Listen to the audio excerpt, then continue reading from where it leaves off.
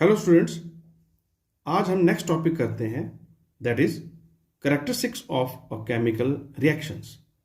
जैसे कि हमने लास्ट वीडियो में देखा कि केमिकल रिएक्शंस किस प्रकार से जो है it is the breaking of the bonds that are present in the reactants and the formation of new bonds in case of the products.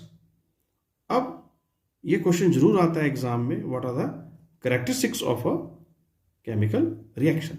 तो पहले हम बच्चों इसकी डेफिनेशन पार्ट करते हैं। What is the meaning of characteristic, what is the meaning of characteristics. तो सबसे पहले देखिए आप, the easily observable changes that take place in a chemical reaction are called the characteristics of the chemical reaction. Now some important characteristics जो हम अक्सर देखते हैं केमिकल रिएक्शन में, वो एक एक करके हम डिस्कस करेंगे बच्चों। सबसे पहले फॉर्मेशन ऑफ अ प्रेसिपिटेट। आपने नोट्स भी वैसे ही बनाने हैं जैसे अभी आपको मैं वीडियो में बना के दिखा रहा हूँ। तो ये नोट्स इसलिए आपके लिए एक नोट फॉर्म में ही समझाया जा रहा है, सो दैट आप एग्जाम में इसी प्रकार से क्वेश्चन को अटेम्प्ट करके आए बच्चों। बिल्कुल इसी तरीके से करना है आपने, जैसे आपको दिया है इसके नोट्स बना लें आप, और इससे आपका जो है एग्जाम के लिए साथ साथ प्रिपरेशन भी हो जाएगी। You have to do nothing extra, बस इसी को लिख लेना है नोटबुक में और इसी को ही बार बार प्रैक्टिस करना है। तो पहला कैरेक्टरिस्टिक्स देखिए बच्चों, फॉर्मेशन ऑफ अ प्रेसिपिटेट। तो प्रेसिपिटेट क्या होते हैं उसको समझने के लिए पहले हम इसके डेफिनेशन पार्ट में जाते हैं। What is a precipitate? So precipitate is a solid substance formed on mixing two solutions. चलिए एक एग्जाम्पल हमारे पास जो इस वक्त है वो है that is of lead nitrate, जो कि एक्वस है। It is a colourless solution बच्चों, and it reacts with potassium iodide, जो कि कलरलेस सोल्यूशन है, और ये आपको लेड आयोडाइड देगा साथ में पोटेशियम नाइट्रेट। देखिए लेड नाइट्रेट जो यहां पर है that is a yellow solid form. ये येलो सॉलिड फॉर्म में आएगा बच्चों, और इसी को हम येलो प्रेसिपिटेट बोलेंगे, क्योंकि हमने देखा यहाँ पर solid substance formed on mixing two solutions. दो सॉल्यूशन कौन कौन सी है? एक तो है बच्चों लेड नाइट्रेट, दूसरी है पोटेशियम आयोडाइड। इन दोनों ने आपस में रिएक्ट करना है, और रिएक्ट करने के बाद PbI2, तो जो येलो कलर की जो प्रेसिपिटेट बन रही है that is because of PbI2, that is lead. Pb is lead and this is iodide. So lead iodide along with the potassium nitrate, और ये जो पोटेशियम नाइट्रेट है बच्चों ये भी कलरलेस है। तो ये आपने ध्यान रखना इस चीज़ का, और ये एग्जाम्पल बहुत ही टिपिकल आपके सिलेबस में है, और इसको आपने प्रेसिपिटेशन रिएक्शन में भी आपने इसी को ही यूज़ करना है। तो इसका आप प्रैक्टिस कीजिए बार बार, इनके फॉर्मूलेज को बार बार लिखिए नोटबुक्स में, और किस प्रकार से रिएक्शन में बैलेंसिंग हम आगे जाके सीखेंगे, how to balance a chemical reaction, और केमिकल रिएक्शन है क्या, उसकी इक्वेशंस क्या हैं, that we are going in our doing in our upcoming lectures. Okay, next, what is the other characteristics that we find. और कैरेक्टरिस्टिक्स क्या है बच्चों? अगला है evolution of a gas. Some chemical reactions are accompanied by evolution of a gas, यानी कि उनमें gas evolve होती है, जैसे कि हम इस केस में देख पा रहे हैं हाइड्रोजन गैस इवॉल्व हो रही है। कब? जब आप जिंक के ग्रैन्यूल्स सॉलिड फॉर्म में होते हैं बच्चों, उनको आप H2SO4 सल्फ्यूरिक एसिड में डालेंगे तो आपके पास zinc sulphate ZnSO4 along with hydrogen gas which is pointing upward. ये एरो अप का मतलब होता है हाइड्रोजन गैस है, और पीछे जो हमने प्रेसिपिटेट की बात की बच्चों उसमें एरो डाउनवर्ड की तरफ होगा। जब भी एरो डाउनवर्ड होता है तो अंडरस्टूड है कि ये प्रेसिपिटेट फॉर्मेशन हुई है। तो इसमें हम एरो डाउन बना सकते हैं क्योंकि ये प्रेसिपिटेट बना है। Okay, so evolution of gas का भी हमारे पास एक एग्जांपल आ गया बच्चों। So next is change in colour. Yes, some chemical reactions are accompanied by change in colour. जब भी वो रिएक्शंस होते हैं वो उनमें कलर चेंज आता है, जैसे कि अभी हमने किया। देखिए जो पिछला एग्जाम्पल था प्रेसिपिटेट में भी वही एग्जाम्पल आएगा, और वही एग्जाम्पल चेंज इन कलर में आ गया। देखिए आप, इसलिए मैंने आपको बोला उस रिएक्शन को आप बार बार लिखकर प्रैक्टिस करें, because you are going to use it in many cases. अब देखिए चेंज इन कलर में भी वही आया आपका, लेड नाइट्रेट जो कि कलरलेस सोल्यूशन थी बच्चों, उसको आपने पोटेशियम आयोडाइड जो कि अगेन कलरलेस सोल्यूशन है, aqueous, okay, and both of them react, दोनों रिएक्ट करेंगे आपस में। जैसे इस प्रकार से आपने टेस्ट ट्यूब ली, ओके, इस टेस्ट ट्यूब के अंदर आपने जो है लेड नाइट्रेट, ठीक है, और फिर आपने इसमें जो है पोटेशियम आयोडाइड डाल दिया, lead nitrate PbNO3 whole twice, और यहाँ पर Ki that is potassium iodide. जब दोनों आपस में रिएक्ट करेंगे बच्चों तो येलो कलर की पीपीटी यहाँ पर फॉर्म होगी, येलो कलर की। और क्योंकि PPT as already we have discussed is a solid, okay, तो ये आपने पीछे पढ़ा है, solid substances formed on mixing two solutions. तो same case is here also. तो हमारे पास ये दोनों को मिक्स किया हमने बच्चों, तो मिक्स करने के बाद हमारे पास यहाँ जो प्राप्त होगा that is PbI2 plus KNO3। Balancing जो है वो बाद का विषय है, बैलेंसिंग हम कैसे करते हैं और क्या क्या हमने बैलेंसिंग के दौरान रूल्स फॉलो करने हैं वो हम आपको नेक्स्ट लेक्चर में बताएंगे। अभी फिलहाल हम कैरेक्टरिस्टिक्स ऑफ केमिकल रिएक्शन कर रहे हैं बच्चों। तो अगला जो कैरेक्टरिस्टिक है, कैरेक्टरिस्टिक्स जो हम स्टडी करने जा रहे हैं that is change in temperature. Yes, change in the temperature. Some chemical reactions are accompanied by change in temperature. What is meaning of change in temperature? या तो बच्चों वहां राइज होगा यानी कि टेम्परेचर बढ़ जाएगा, या फॉल होगा, टेम्परेचर डाउन हो जाएगा ड्यूरिंग द केमिकल रिएक्शन। तो कोई हमारे पास इसके लिए एग्जांपल्स होंगे? Yes, we do have examples, और इनके नाम भी हैं बच्चों, एक्सोथर्मिक रिएक्शंस।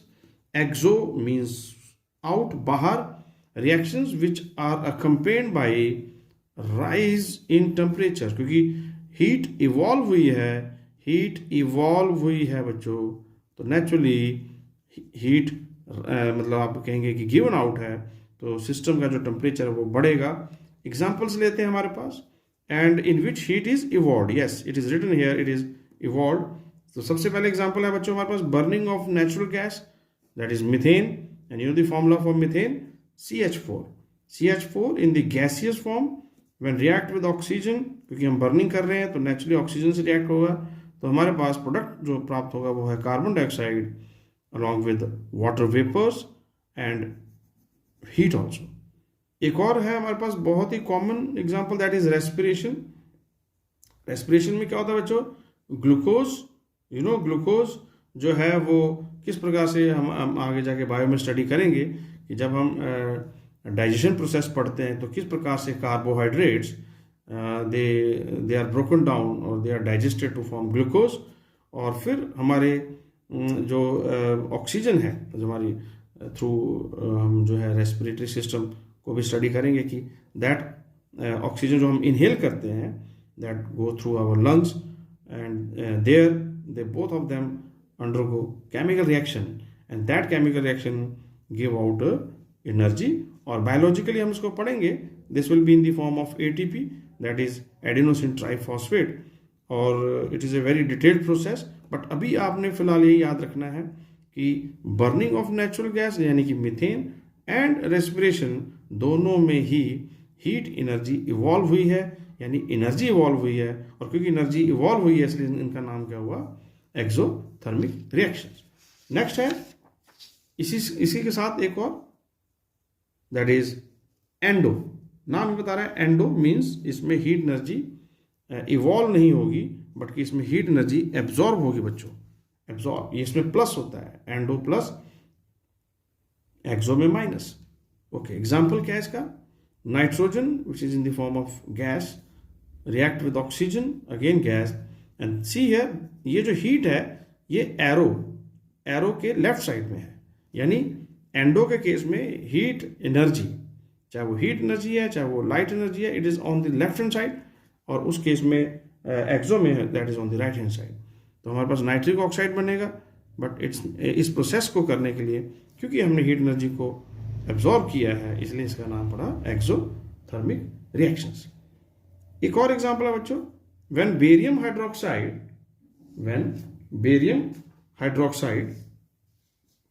यानी कि BaOH twice is added into ammonium chloride NH4Cl taken in a test tube and mixed with a glass rod, then on touching the bottom of the test tube it is found to be cooler.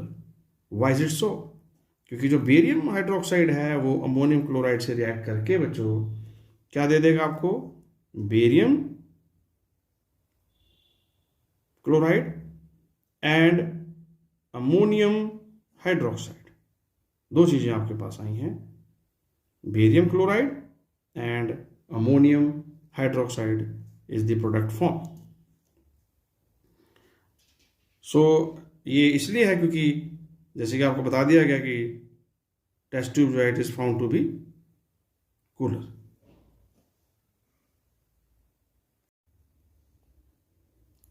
Okay बच्चों, next जो है that is change in the state. Some chemical reactions are accompanied by change in state. State जैसे आपको पता है solid, liquid, gas. अब इसके लिए हम एक एग्जांपल लेंगे बच्चों. Solid wax in the form of candle burns to form water vapors and carbon dioxide which are gaseous. You know different states of, मालूम है आपको 3 states हैं बच्चों, that is solid, liquid and gas. तो solid जो wax है जो कि कैंडल के केस को हमने जो है डिस्कस कर रहे हैं, वो जब बर्न करती है तो ये वाटर वेपर और कार्बन डाइऑक्साइड गैस प्रोड्यूस करेंगे. ओके बच्चों, ये तो थी 5 करेक्टरिस्टिक्स जो हमने अभी स्टडी की है. जो नेक्स्ट टॉपिक है हमारा, what is chemical equation. Zinc reacts with dilute sulphuric acid to form zinc sulphate, एक तो ये आ गया आपके पास, and give out what, hydrogen gas. Hydrogen gas liberate होगी. This is a very long sentence that we have to write. अब देखिए रोज अगर किसी साइंस स्टूडेंट से पूछें और वो इस प्रकार से बार बार ये लॉन्ग सेंटेंसेस लिखे तो it become very difficult. So we can find out 2 different ways. 2 हमारे पास ऐसे तरीके हैं जिससे आप केमिकल रिएक्शन को लिख सकते हैं बच्चों. एक इन टर्म्स ऑफ वर्ड्स जिसको हम वर्ड इक्वेशन कहते हैं. सेम इसी इक्वेशन को लिखते हैं. अब यहां हमने क्या लिखा था, zinc react with sulphuric acid to form zinc sulphate and give out hydrogen gas. But यहां हम क्या लिखेंगे बच्चों, रिएक्ट की जगह हमने यहां प्लस साइन डाल दिया, थोड़ा और शॉर्ट कर लिया इसको. तो जिंक प्लस सल्फ्यूरिक एसिड जिनको हम रिएक्टेंट्स बोलेंगे, react with sulfuric acid to give zinc sulfate along with hydrogen gas. These are products. Okay bachcho, so the next part will be in terms of symbols and formulae, and this is called chemical equation. This is very important. और इसी को ही हमने practice करनी है आगे long run में. हमेशा जब आगे साइंस हम जो है साइंस को एज ए साइंस स्टूडेंट भी हम इसको यूज़ करेंगे तो मोस्टली हम इसी का ही यूज़ करते हैं बच्चों. Why? Because it is very easy to write, very easy to understand. So it's still a shorter and faster method. Why we have taken this method, right, like the writing the chemical equation in the form of symbols and formulae? Because it is shorter and faster method, and by writing the symbols and formulae of the different reactants and products in place of their names. तो नाम की जगह हमने बच्चों zinc, जैसे हमने पीछे देखा था, हमने पूरा लिखना पड़ा था, तो हमने यहाँ पर इसको जो है Zn इसका सिंबॉलिक रिप्रेजेंटेशन ले ली. Sulphuric acid is what H2SO4 gives zinc sulfate ZnSO4 and H2, that is hydrogen. So what is a chemical equation? The very important definition can be asked. So it is the shorthand method of representing a chemical reaction in terms of what? in terms of symbols and formulae of the different reactants and products. See here we have reactants like zinc and H2SO4 and the products like ZnSO4 and H2. So this is all about today's topic. I hope you have understood whatever we have discussed today, and in the next session we are going to explore more new things. Till then, keep watching and keep supporting.